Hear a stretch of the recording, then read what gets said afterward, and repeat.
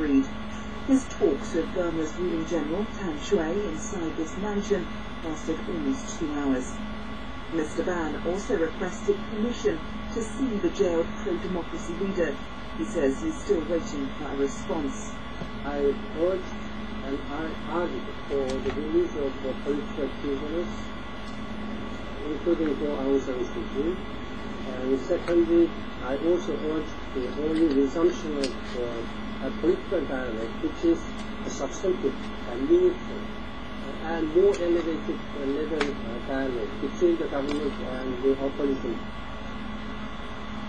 Aung San Suu Kyi has spent most of the last 2 decades in detention.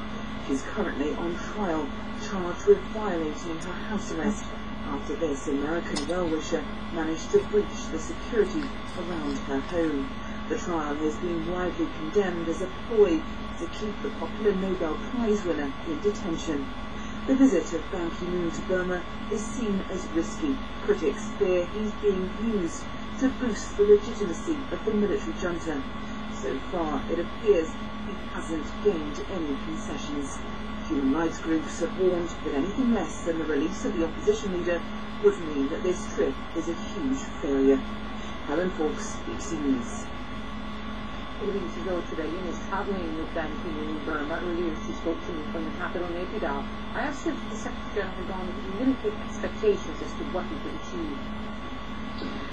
Well, I think he did. UN officials have been telling me privately that this was always risky, that you never know with General Tan Shui, Burma's top general. You just don't know until you meet him in person what he's actually going to give, what concessions he will make, if any. And now, as it stands at the moment, he doesn't seem to have made any concessions to the UN Secretary General, although let's not forget there's still another 24 hours of this visit to go. But on this key question of Aung San Suu Kyi and whether or not Mr. Ban can actually go and see her while he's here in Burma, which he wants to do, he raised this at this 2-hour meeting with General Tan Shui, and he was told, well, she's in a trial at the moment. But Mr. Ban came out and said, I'm still awaiting to hear a reply on that from the generals, but at this point it's not looking particularly good. For any kind of achievement in even seeing Tan Shui, remember during the Burma cyclone, Tan Shui didn't even answer his letters. Yes, of course the achievement is in coming here to Burma, where the visit is being covered avidly by the local press. Reporters just everywhere when the Secretary General arrived in Rangoon and then again in the brand new capital of Naypyidaw. So he's come here very publicly, he's delivered a message, he's shone a spotlight on Burma's rulers, he's called for the release of all the political prisoners, not just Aung San Suu Kyi. He's called for the elections that are to be held next year, for those to be credible, for them to be free, fair and transparent.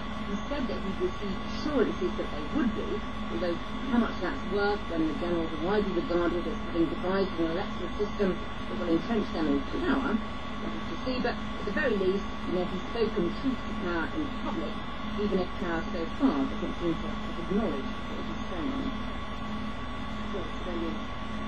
Afghanistan now, where US forces are continuing their new major offensive against the Taliban in the south, with the